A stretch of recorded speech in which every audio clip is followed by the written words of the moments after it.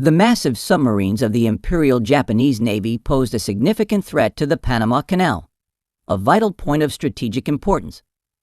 Lieutenant Commander Stephen L. Johnson found himself facing an enormous challenge off the coast of Honshu, one of Japan's home islands, about 100 miles from the shore. His submarine, the Sugondo, had just picked up a large radar contact heading south toward Tokyo. It was the 14th day of the ceasefire following the end of the Pacific War, although it would still take several more days before the official peace documents were signed on September 2, 1945, aboard the USS Missouri in Tokyo Bay. As Johnson got closer to the radar contact, he saw that it was no ordinary vessel. At first, he mistook it for a surface ship because of its immense size. However, upon closer inspection, he realized it was a Japanese submarine, something far beyond the capabilities of the American fleet. At just 29 years old, Johnson was leading his first command. He and his crew were now up against one of the largest and most advanced submarines ever built, the Japanese I-400, a massive vessel that displaced 5,233 tons, more than 3 times the size of the Sugondo. The I-400 was an astonishing 400 feet long, longer than a football field, and was equipped with formidable weaponry. It had 8 large torpedo tubes, 3 triple-barrel 25mm anti-aircraft guns, a single 25mm gun on the bridge, and a 5.5-inch gun mounted on its aft deck. Despite flying the black surrender flag, signaling Japan's acceptance of the ceasefire, the submarine's actions were troubling. As the Sugondo approached, the Japanese vessel suddenly sped off into the night, raising questions about whether the flag was simply a ruse or if the submarine's crew intended to continue their mission despite the ceasefire. The situation escalated as Johnson's vessel pursued the I-400 and caught up with it by daybreak. They were now in a tense standoff, with both submarines facing each other. Johnson aimed his torpedo tubes at the I-400, fully aware that this could be a career-defining moment if he managed to capture or destroy such a powerful vessel. In the back of Johnson's mind was the knowledge that this encounter could lead to significant technological and strategic advancements. The I-400 was no ordinary submarine. It was part of a top-secret Japanese project, one that aimed to create underwater aircraft carriers capable of launching surprise attacks on the United States. Johnson, still a rookie captain, did not know that the vessel he was up against was a member of the I-400 class, a series of submarines that could carry aircraft and were designed for long-range surprise attacks. He also had no idea that the submarine's commander, Tatari Arumi, was the mastermind behind these technological marvels. Arumi, known as the father of the I-400 series, was a respected figure in the Japanese Navy, having poured years of expertise and devotion into his creations. His personal humiliation upon Japan's capitulation was profound, and he could not easily accept the emperor's surrender. Lieutenant Samber Nuko Nambu, the captain of the I-400 and a veteran of the attack on Pearl Harbor, was another formidable adversary Johnson had to contend with. Nambu was now in charge of the largest submarine ever built, a vessel capable of carrying 3 cutting-edge attack planes in a specially designed hangar. The I-400 class submarines were full of technological innovations. The planes they carried, the M6A1 Sarin were initially intended for a second attack on Pearl Harbor or perhaps even a surprise strike against major U.S. cities like New York or Washington, D.C. These planes had a maximum speed of 22 miles per hour and a range of up to 600 miles, allowing them to launch devastating strikes. The I-400 class submarines could stay on patrol for up to 4 months, double the endurance of the Sugondo, and had enough fuel and provisions to circle the globe 1.5 times without refueling. Even after Japan's formal surrender announcement on August 15, neither Nambu nor Arumi immediately accepted the emperor's orders. They were instructed to complete predetermined missions, including attacking the enemy if discovered, leading to confusion and tension within the Japanese Navy. This was part of a larger communication problem that had persisted for weeks, as some commanders refused to acknowledge Japan's defeat. The I-400 class submarines had been conceived long before Japan's surrender as part of a plan to inflict psychological damage on the U.S. through surprise attacks. Their large size, long range, and ability to carry aircraft made them an ideal tool for such missions. Admiral Isoroku Yamamoto, the mastermind behind Japan's attack on Pearl Harbor, had ordered the construction of the I-400 series years earlier. Known for his strategic brilliance, Yamamoto had toured the U.S.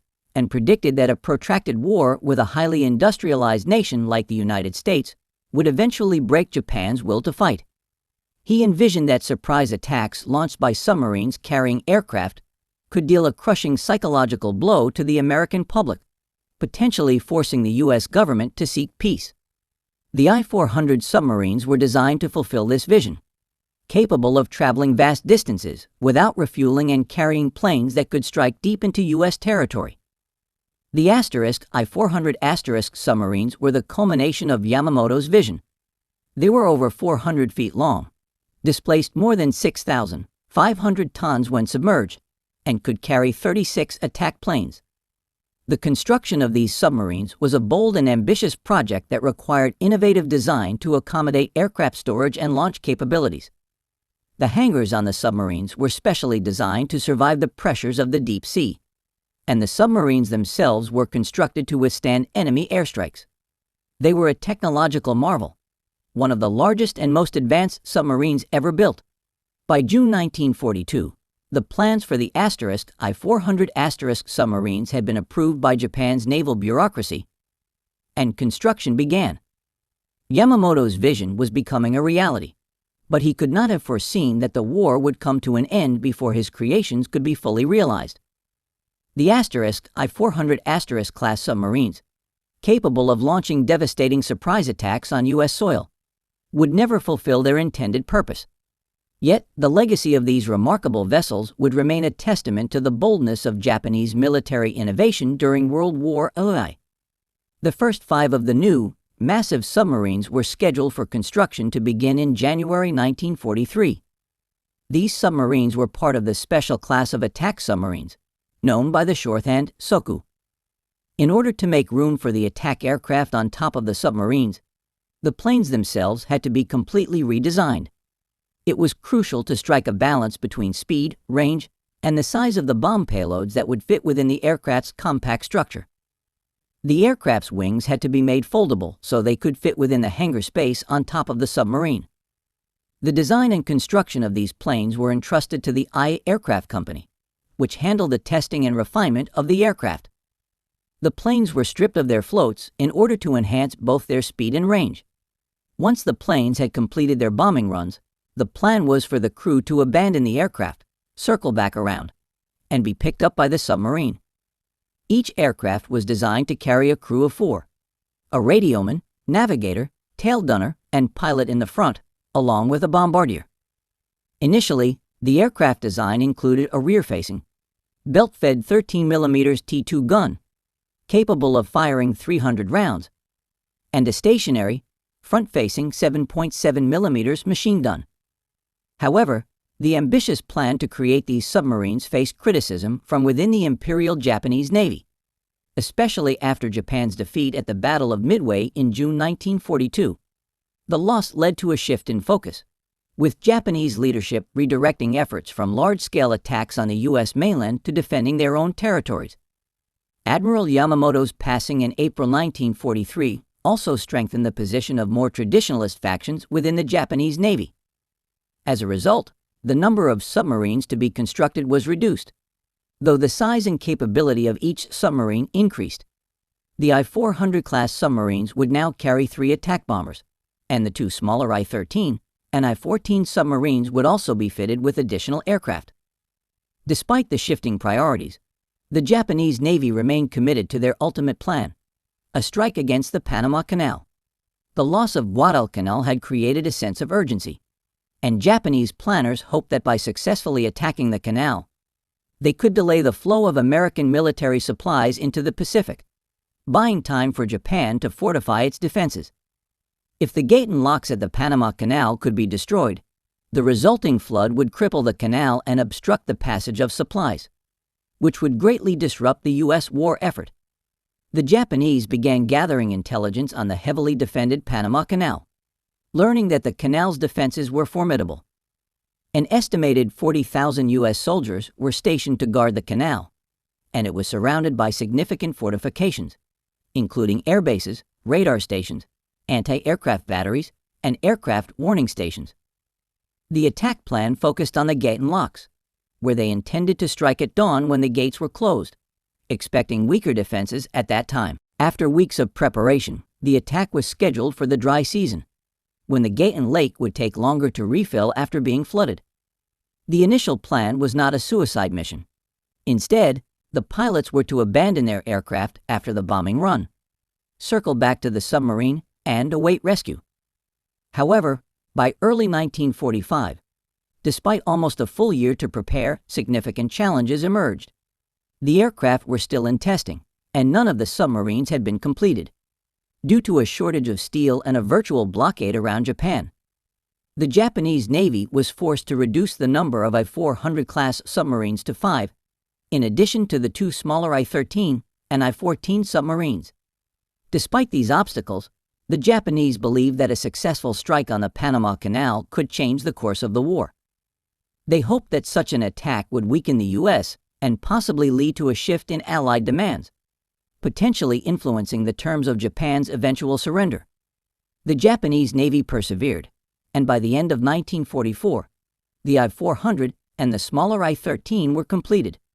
The I-400 entered service in early January 1945, and by mid-March of the same year, the I-14, the final aircraft-carrying submarine, was operational. Throughout late 1944, the aircraft were still being tested, and a severe manpower shortage meant that many of the workers on the planes were schoolgirls, aged between 12 and 15. Despite the significant setbacks, such as earthquakes, engine issues with the planes, and American air raids that halted production, the Japanese pressed on, determined to complete the mission. In a controversial turn of events, Vice Admiral Gaburo Uo, the Vice Chief of the Naval General Staff, proposed an alternate plan to use the aircraft carrying submarines, while the Panama Canal attack plan was still in its final stages. Uo suggested equipping the aircraft with biological weapons, including fleas infected with the plague, to be unleashed on the U.S. West Coast. This method had been tested previously in China. Dr. Shiro Ishii, the chief of Japan's infamous Unit 731, was consulted on the possibility of using this biological warfare method. The primary targets suggested were San Francisco, Los Angeles, or San Diego. However, this idea was swiftly rejected by the Army's General Staff on humanitarian grounds, preventing the use of biological weapons in civilian areas. As the war came to its final stages, the Japanese Navy, now facing the full brunt of the relentless American assault, found itself with fewer and fewer resources. By the beginning of 1945, only about 20 submarines remained in service, including the I-400 class submarines. By then, training on the submarines and their aircraft was underway, but problems arose with the launch systems. Each submarine was supposed to surface, launch its planes, and get them airborne within 30 minutes. But it often took closer to 45 minutes, a delay that could be the difference between life and death in a combat situation. Additionally, the aircraft often had trouble starting on time due to operational issues and a shortage of fuel. As a result, the Japanese commanders were forced to revise their plans again, realizing that the pilots lacked sufficient training and that a torpedo attack was no longer feasible. With the war nearing its end, these plans became increasingly less likely to succeed, and the hopes for a successful strike on the Panama Canal began to fade. The mission to attack the Panama Canal was initially planned with the utmost precision, and it was determined that each of the 10 aircraft assigned to the task would carry a massive 1,760 pounds bomb, the largest in the Japanese Navy's arsenal. This bomb was comparable to the one that famously sank the USS Arizona at Pearl Harbor. The mission itself, however, was essentially a suicide mission for the pilots. They would have to fly their aircraft low and fast, crashing them directly into the locks of the Panama Canal, thereby ensuring the mission's success, but sacrificing their own lives in the process. The decision to carry out this operation was made quietly, with the pilots accepting their fate without protest. The departure for the mission was set for mid-June.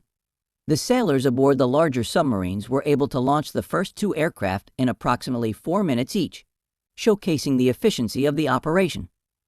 After some further training and overcoming slight difficulties, the third plane was successfully launched in about 20 minutes, resulting in an overall launch time of just under 30 minutes. This seemed like an eternity, however, especially when the planes had to stay surfaced and drifting in enemy-controlled waters, awaiting the right moment to strike. In preparation for the mission, the pilots conducted mock bombing runs against a life-sized model of the Gatun Gates, the primary target for the attack. The true assault would involve flying in at low altitudes, without the plane's floats, and armed with live bombs securely strapped to their aircraft. At this point, the pilots were acutely aware of the high stakes involved in their mission. Several soldiers had already been killed in crashes during training, and one had even been lost due to a non-flying incident involving the aircraft itself. This made troubleshooting and debugging the planes a major challenge, and the pressure on the pilots and crew continued to mount. The I-4T, one of the newer submarines to be put into service, was especially difficult to train on. The crew's lack of experience only added to the difficulties. As the Americans drew closer to the Japanese home islands, the Japanese planners' anxiety escalated. The loss of the I-17 submarine in March 1945 further heightened these concerns, and with the American offensive gaining momentum, the planned attack on the Panama Canal was eventually called off. Amidst these shifts in strategy, there had been talks about using the aircraft in a surprise attack against the United States West Coast, targeting cities like Los Angeles or San Francisco. However, these plans were also scrapped in favor of an attack on the American carriers stationed at Ulithi, a significant American staging area in the Carolines near the island of Truk. The 2 larger submarines, the I-14 and I-13, were to head toward Ulithi separately for safety reasons, and then reunite near the target area for the attack, set to begin in mid-August. To confirm the presence of the American carriers at Ulithi, the submarines would have to first go to the Japanese-controlled island of Truk, launch their planes, and gather intelligence on the situation at Ulithi. However, the I-13 never made it to Truk, and it was presumed to have been lost. On August 4, the I-14 arrived at Truk, and the following day, its aircraft flew over Ulithi. The submarines soon learned that Hiroshima had been devastated by an atomic bomb, and by August 15, the Japanese sailors heard the Emperor's radio message announcing Japan's surrender. This brought a halt to the planned attack. Just hours before the I-41 was set to launch its planes on August 16, a direct order came from Japan canceling the planned attack on Ulithi. The submarines, now in a state of confusion, began heading toward the Philippines, under orders to comply with the new directives. In a tragic turn of events, the creator of the top-secret submarines, Commander Arumi, took his own life aboard the I-41. The crew, in a discreet and somber act, buried him at sea. Despite Japan's orders to hoist the black flag of surrender, the crew of the submarines continued to follow their final orders. They discarded all weapons, including the aircraft, which were launched into the ocean. Critical materials such as codebooks and logbooks were placed into weighted sacks and thrown overboard to prevent them from falling into the hands of the Americans. One of the torpedoes released from the submarines circled back toward the large submarine before disappearing into the sea, causing a brief commotion. When the 3 submarines finally returned to Tokyo Bay, they drew considerable attention. Despite the presence of massive hangars on the top of the submarines, many Americans initially thought the structures had been built to transport supplies to Japanese troops stationed on remote islands. When the American forces first began studying the submarines, they were perplexed about their purpose. They initially thought that the submarines had been used for transporting supplies, not carrying aircraft. After a thorough examination of the subs, the Americans eventually used the captured submarines for research and further study. By September 1945, the American Navy had begun conducting voyages with the submarines, and they ultimately sank all 3 by early June 1946, in an effort to keep them hidden from the Soviet Union, who might have been interested in acquiring them. Interestingly, one of the remaining aircraft from the I-400 class eventually made its way to the United States, where it was restored at a reported cost of $1 million. It is now part of an exhibit at the Smithsonian Air and Space Museum. The U.S. Navy, while initially dismissive of the I-400s, showed considerable interest in the sound-absorbing coatings used on the massive submarines. Despite their general dismissal of the I-400s, these submarines became an important precursor to modern ballistic submarines. This is particularly true in the case of the Regulus missile program, which was developed about a decade after World War II and was designed to carry nuclear warheads beneath waterproof deck hangars. The innovations that arose from Japan's I-400 program, in many ways, laid the foundation for the development of nuclear-capable submarines, and these advancements would go on to play a crucial role in the Cold War.